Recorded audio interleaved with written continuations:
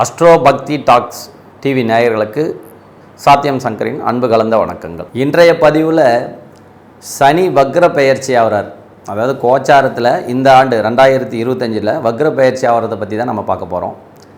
அவர் பார்த்திங்கன்னா சனி பகவான் வந்து ஆனி மாதம் 29ஆம் தேதியில் இருந்து கார்த்திகை 12ஆம் தேதி வரைக்கும் வக்ரமாக இருக்க போகிறார். உத்திரட்டாதியிலும் பூரட்டாதியிலும் அவர் வக்ரமாக இருப்பார். ஆங்கில தேதியில் சொன்னோம்னா 13/7/25 இருந்து 28/11/25, அதாவது நவம்பர் மாதம் வரைக்கும் கிட்டத்தட்ட 138 நாட்கள் வந்து பார்த்திங்கன்னா சனி பகவான் வக்ரமாக இருந்து தன்னுடைய இயல்புக்கு மாறான பலனை செய்ய போகிறார். இப்போது சனி பகவான் வக்ரமாக இருந்தால் என்ன பலனை செய்ய போகிறார் பொதுவான அந்த 12 ராசிகளுக்கும் பார்க்கலாம். இப்போது மெல்ல மெல்ல திரேக ஆரோக்கியம் ஏற்படும். சில பேருக்கு வேலையில் பணி மாற்றங்கள், வேலை சுமை அதிகமாகுது.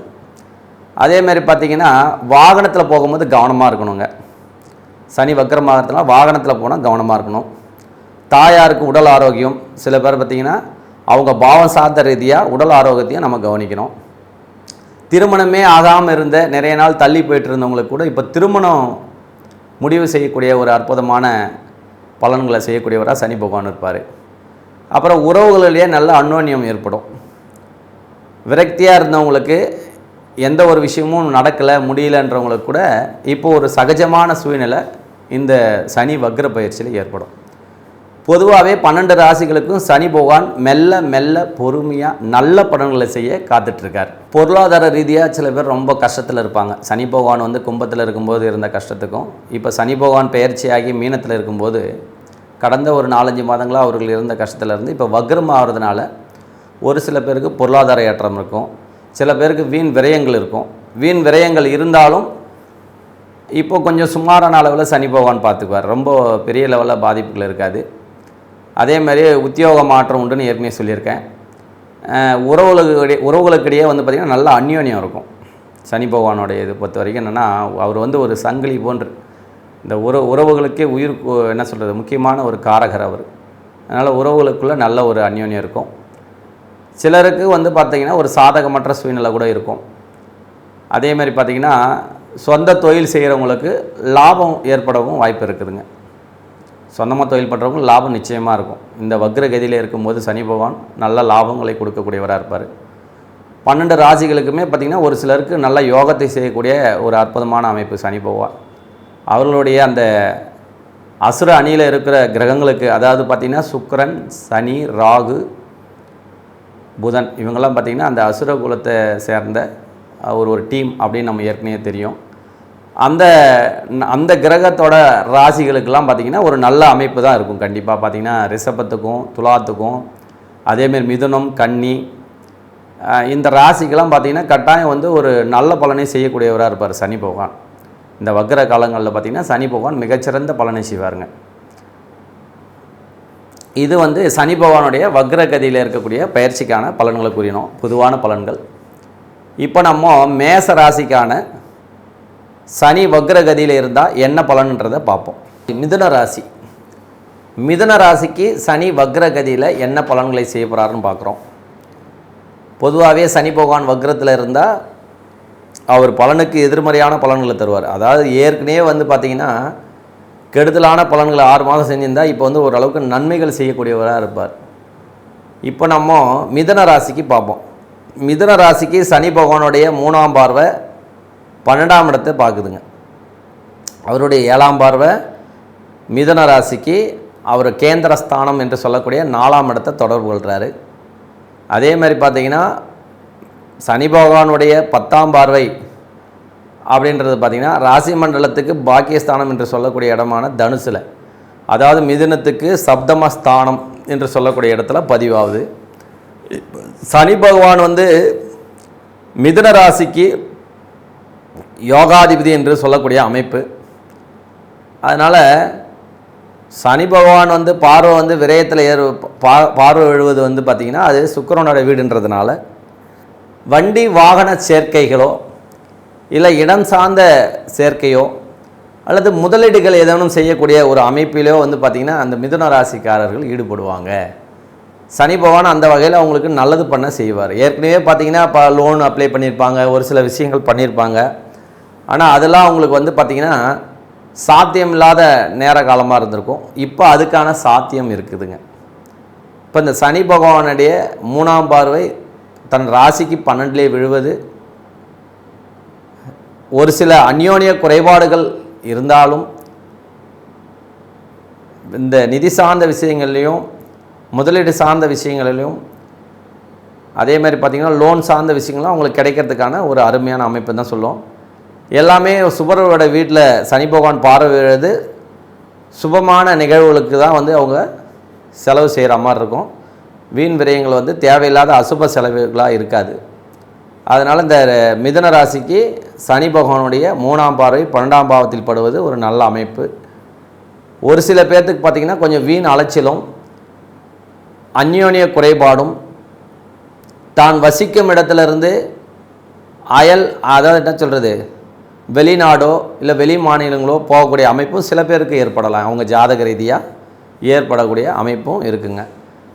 அதே மாதிரி பார்த்திங்கன்னா சனி பகவான் வந்து பார்த்திங்கன்னா மிதுனத்துக்கு கேந்திரத்தில் 4ஆம் இடத்திலே தொடர்பு கொள்கிறார் தன் பார்வையால், 7ஆம் பார்வையால். அப்போது சனி பகவான் வக்ரகதியிலிருந்து 4ஆம் இடத்தை தொடர்பு கொள்ளும்போது சாதாரண நிலையில் வந்து இப்போ தாயாருக்கு வந்து உடல் ஆரோக்கியம் கம்மியாக இருந்திருக்கலாம். போன ஆண்டுக்கு பார்த்திங்கன்னா கேது பகவான் வந்து அந்த இடத்துல இருந்தார் கண்ணியில். அப்போ பார்த்திங்கன்னா அவங்க தாயாருக்கு உடல்நலை குறைவு ஏற்பட்டிருக்கலாம், இல்லை வேறு சில கண் சார்ந்த பிரச்சனைகளோ இல்லை ஏதோ நரம்பு பிரச்சனைகளோ இருந்திருக்கலாம். இப்போ அதெல்லாம் பார்த்திங்கன்னா இந்த சனி பகவானுடைய வக்ரகதியில் அவர் மீனத்திலிருந்து பார்க்குறது அந்த பலனுக்கு எதிர்மறையான பலன்கள் என்றதுனால கட்டாயம் பார்த்திங்கன்னா அவங்க தாயாருக்கு உடல் ஆரோக்கியம் மேம்படும், வண்டி வாகன சேர்க்கைகள் ஏற்படலாம். ஏன்னா அவர் தான் யோகாதிபதி சனி பகவான், அதனால் வாகன சேர்க்கைகள் ஏற்படலாம். அப்படி நம்ம எண்ணற்ற பலன்களை சொல்லிகிட்டே இருக்கலாம். அந்த ரிஷபராசிக்கு சனி பகவான் 7ஆம் பார்வையாக பார்க்குறது ஒரு நல்ல அமைப்பு தான். கண்ணியில் பார்க்குறது ஒரு நல்ல அமைப்பு.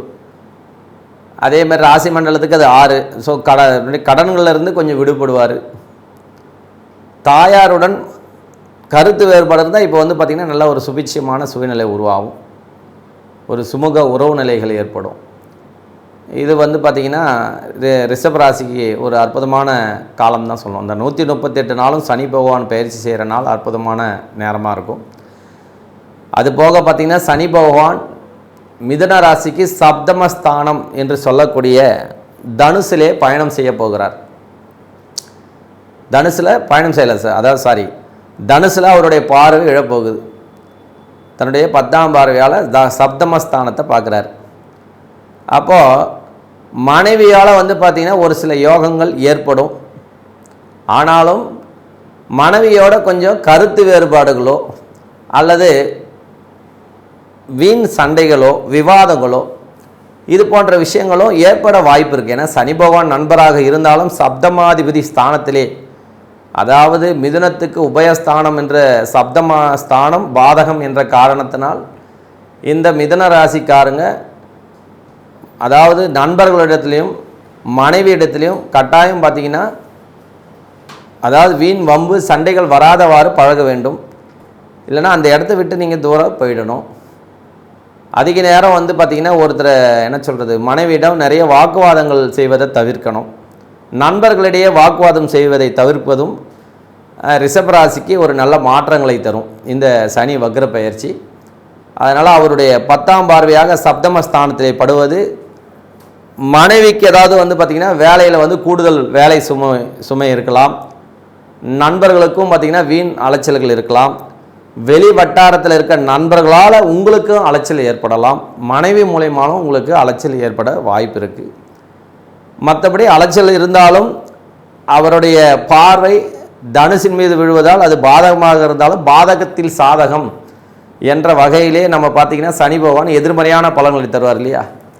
அதனால் இதை ஒரு நன்மை செய்யக்கூடிய இடமாக நம்ம கருதுகிறோம். ஸோ அருமையான பலன்களை மிதுன ராசிக்கு அவருடைய 10ஆம் பார்வை செய்ய போகுது. அது மட்டும் இல்லைங்க, மிதுன ராசிக்கு சனி பகவான் 10ஆம் இடத்திலே அமர்ந்திருக்கார்.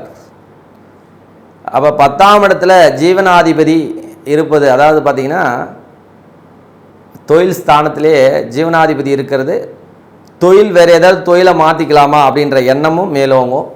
சில பேர்த்துக்கு மாற்றங்களும் அமையும், வேலை மாற்றங்களும் அமையும். வக்ரகதியில் இருக்கும்போது ஒரு வேலையிலிருந்து இன்னொரு வேலைக்கு மாறக்கூடிய சூழ்நிலை ஏற்படும். மிதுன ராசிக்கு கேந்திரத்தில் சனி பகவான் அமர்வது, அவருடைய ஆதிபத்தியம் பார்த்திங்கன்னா 9ஆம் அதிபதி, அதாவது பாக்கியாதிபதியும் அவரே. அவர் 10ல் அமர்வது பார்த்திங்கன்னா தர்ம கர்மாதி யோகா அடிப்படையில் அவர் இருக்கிறது பார்த்திங்கன்னா தொழிலே ஒரு சில மாற்றங்கள் ஏற்படும். அதே மாதிரி வேலை செய்கின்ற இடங்க, சில பேர் வேலைக்கு போகிறவங்களாக இருந்தால் அவங்களுக்கு வேலை சுமை அதிகமாகும். சுமை அதிகமானாலும் அங்கே ஏதேனும் ஒரு ஆதாயம் இருக்கும். சனி பகவான் வக்ரகதியில் ஒரு நல்ல அதிகாரிகிட்டும் நல்ல ஆதரவும் ஆதாயமும் இருக்கும். அதனால் மிதுன ராசியை பொறுத்த வரைக்கும் சனி பகவானால் பார்த்திங்கன்னா தன் பார்வைகளாலும் சரி, தான் இருக்கிற ஸ்தானத்திலையும் சரி நன்மைகளை செய்யக்கூடியவராக இருக்கிறாரு. அவர் வக்ரகதியில் இருக்கிறதுனால இந்த 6 அதாவது 138 நாளுமே பார்த்திங்கன்னா நல்ல பலன்களை செய்வார். அது முக்கியமான ஒரு விஷயமாக நம்ம பார்க்கணும்.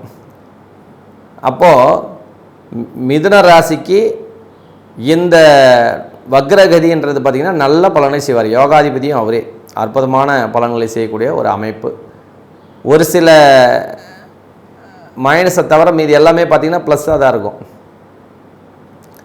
அப்படி ஒரு நல்ல ஒரு அமைப்பு.